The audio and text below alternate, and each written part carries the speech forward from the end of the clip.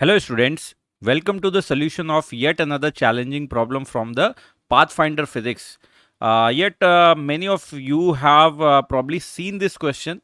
If not exactly this question, then a very similar question which was asked in IIT JEE main exam, right? Not the IIT JEE mains exam, but the previously known JEE subjective exam, which was JEE main exam, right? So very similar to this question has been already asked in IIT exam, right?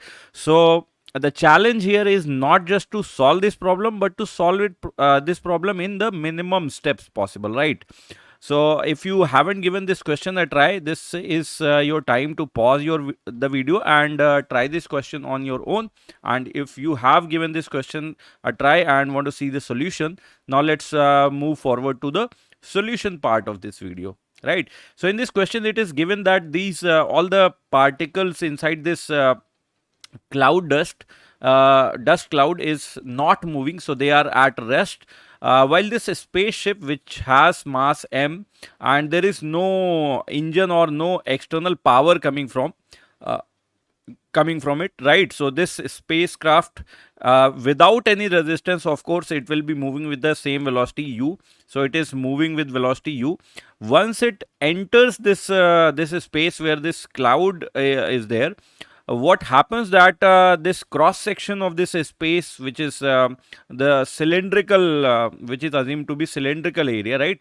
So this cross section will attract some dust, right? So dust particle will keep on colliding with the front circular part of this spacecraft and keep on sticking with this circular shape cross section, right? So of course we are assuming some of the things here. So what are our assumptions to solve this problem?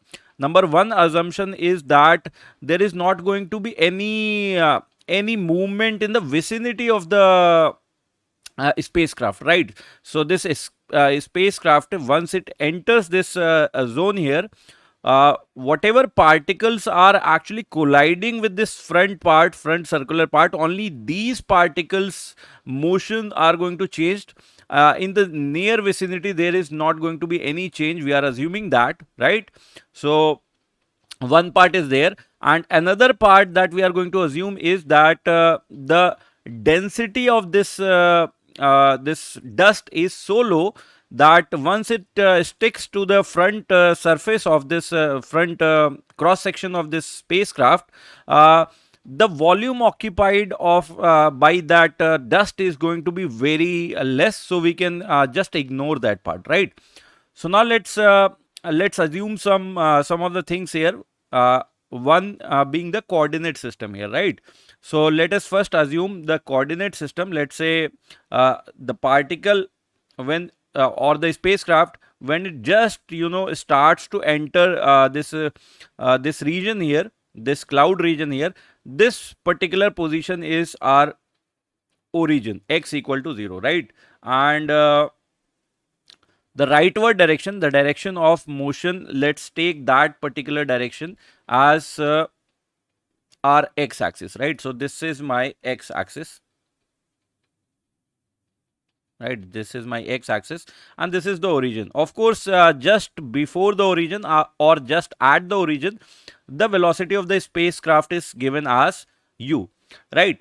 Once this spacecraft has traveled a distance equal to x inside this cloud dust, let's assume that time that has elapsed is equal to t, right? So let's move this spacecraft by some distance. Let's call that distance x, right?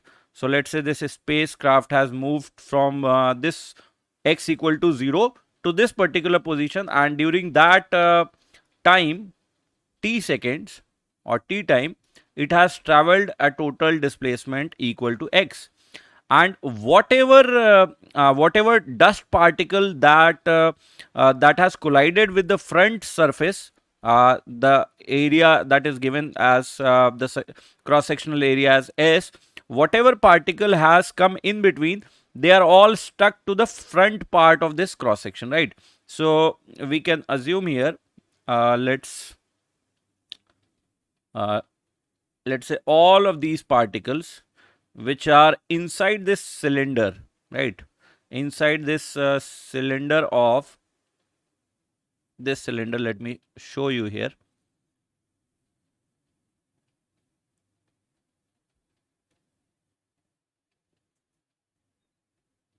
Okay, just a moment, right? So all of these dust particles are gone, and all of these dust particles are actually stuck at the front part, right? So they are all dust particles. They will be compressed and they will be stuck at the front circular cross section part here, right?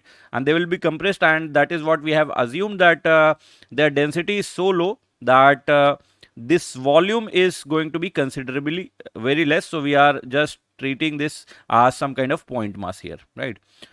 So now, of course, the velocity is going to change. Let's say the velocity of this spacecraft plus all of these dust particles that are stuck with this spacecraft, uh, they have velocity, let's say, equal to v, right? Now let us take a system, right? So one way of solving this problem is to, probably many of you who have actually solved this question, or any teacher has, taught you to how to solve this problem. So this example is taken as one of the classic examples of problems based on thrust force, right? So one way you can see this problem as this spacecraft plus this dust. If you take the system of this spacecraft plus this this dust particles that are stuck with this spacecraft, you can treat this system as a system of variable mass, right? And of course you can apply the equation of thrust force, etc., and you can solve this problem, right? But I'm going to do this in another way. Let's just assume a system of this spacecraft. So we have a system. One part of the system is the spacecraft, and another part of the system is all of these dust particles which are actually stuck here, right? So let's take this whole system, and only the interaction that has happened is between these two, right? So the spacecraft has hit all the dust particles in between. So all of the interaction force is the internal interaction force. So of course there is not any external force applied by the system here. So just by my argument, you must be considering that we can apply the conservation of linear momentum, right? So that is what we are going to do.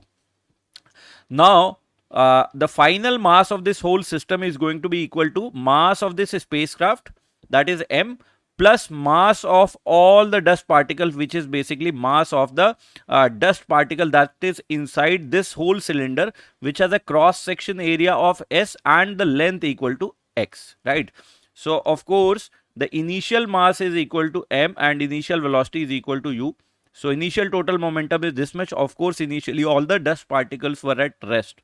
And the final total momentum is going to be final mass, which is mass of the spacecraft, plus mass of all the dust particle, which is volume of this cylinder, which is area multiplied by length multiplied by density, right? So mass of both multiplied by final velocity, since all of these must be moving with the same velocity, right? So now here v can be written as dx by dt, right? So in the next step we will be just substituting v as dx by dt, and I will just multiply dt to the left hand side, right? So what we are getting as mu dt equal to m plus sx rho dx, right? And what we have to determine is the time, and the time when the value of x has become equal to L, right? So we had to determine how much time will it take for the spacecraft to completely cross over this region, right? So of course, once this spacecraft reaches this position, the value of x will become L. So we will integrate at t equal to 0, the value of x was equal to 0. At value of time t, which we had to determine at that particular time, the value of x has become L, right? Now let's integrate that. So mut equals, if we just take L common and apply the suitable limits, what we will get, m plus SL rho by 2 multiplied by L. From here we can determine the value of T as uh, L by U 1 plus SL rho by 2m. So that is our answer. I hope you like this solution. If you did, please share this among your friends. Thank you.